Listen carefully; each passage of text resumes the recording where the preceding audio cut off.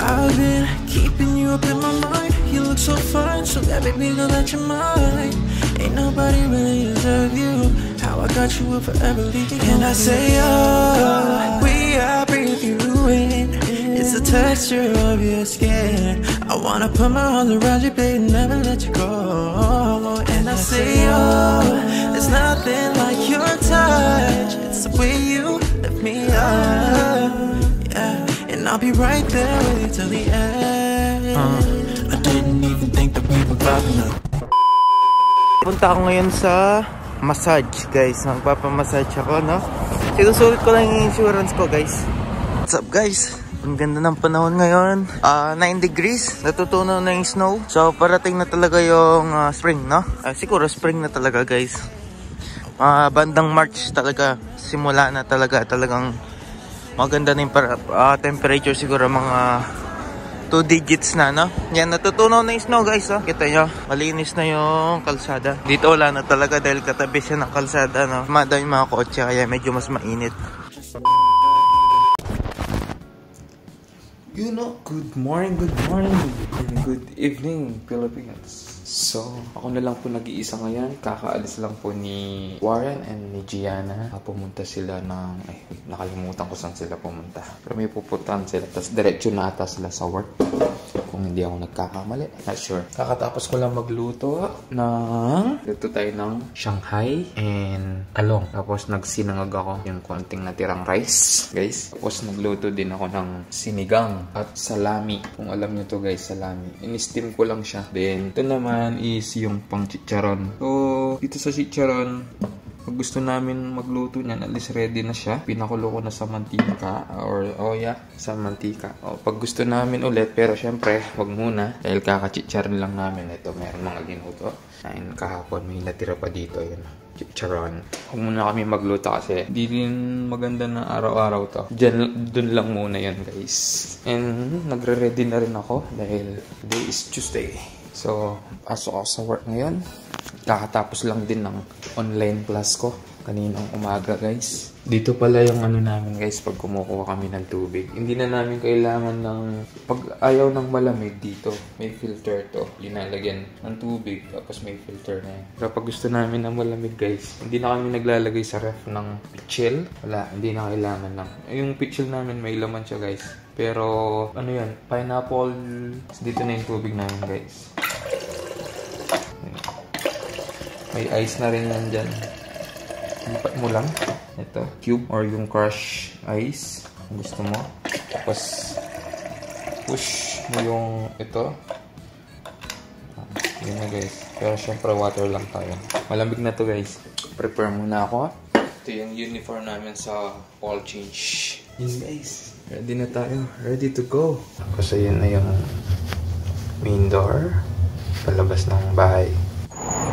So yun, guys, kakababa lang natin sa bus. So nandito na ako sa work. Ayun, nandun, Great Canadian Oil Change. Nandun, lilipat pa ako, guys. So yun na, nandito na ako. Mamaya na lang, guys. Bye-bye.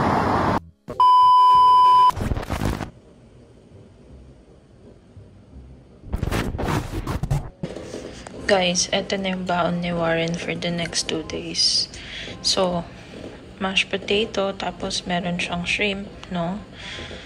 Ang goal ko dito, guys, gusto ko maingit yung mga ka-work niya. Gusto ko maingit yung mga ka-work niya na maganda yung lunchbox niya. Tapos, well-prepared yung lunch niya. So, mashed potato, tapos mayroong fresh lumpia. Tapos ito, salad niya. Hintay na lang ako ng itlog para may protein yung salad. Tapos, he's good for the next 2 days. Diba? Ang ganda. Sana all. So, ayun, guys. As a competitive person, gusto ko lahat. Maganda lahat for my eyes. Alam mo yun? Masyado kong ginagalingan. Yung kalaban ko lang naman yung sarili ko.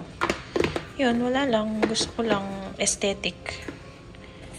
Para cute tingnan. Diba?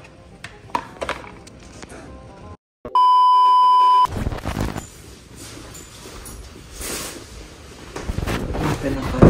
Iba na akong KFC guys. Wala naka-open doon. Ito yung ginagawa ko, chine-check ko lahat. May nakasaksak. Inalis ko lahat ng saksak. Gusto ko wala nakasaksak guys. Una, sayang sa kuryente. Pangalawa, baka may masunog. Pangatlo, para wala akong iniisip, no? Free akong lumabas, wala nakasaksak, wala masusunog.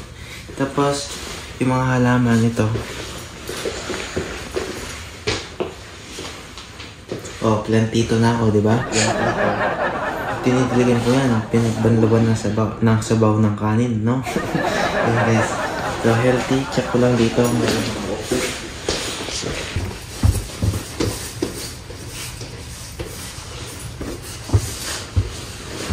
Clear lahat. Walang naka-open. Plus, everyday, naglilinis ako. Sinasara ko to. Para yung kung may sound na pumapasok sa taas or sa baba, at least medyo kulob, no? Hindi nakaka-istorbo sa taas din if ever. Kasi nandito yung mga HVAC sa baba. So, better na sara, no? So, let's go. Bye, KFC.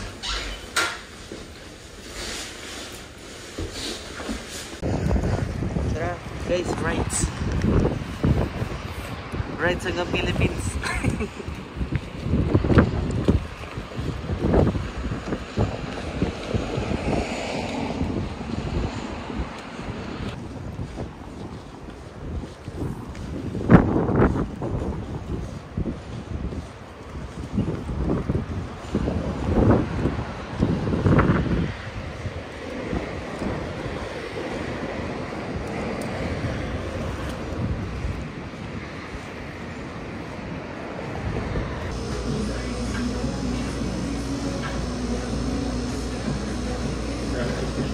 I will give you the back reports, okay?